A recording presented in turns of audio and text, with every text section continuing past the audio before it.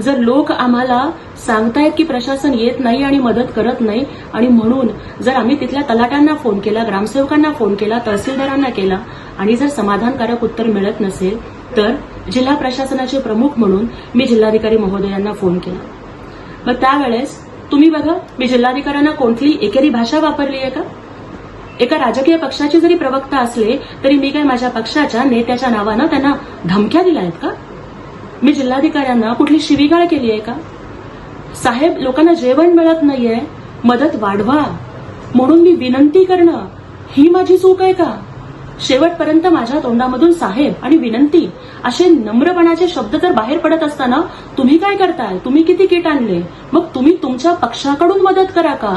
असं जिल्हाधिकारी म्हणत असताना मग राजकारण मी करते का दुसरं कोण करतंय याचं उत्तर महाराष्ट्राच्या जनतेनं शोधावं. हा फोन आमचा झाल्यानंतर पुन्हा जिल्हाधिकाऱ्यांनी मला नंतर फोन केला. प्रशासनाकडून कोणती कोणती मदत दिली जाते याचीही त्यांनी आम्हाला माहिती दिली.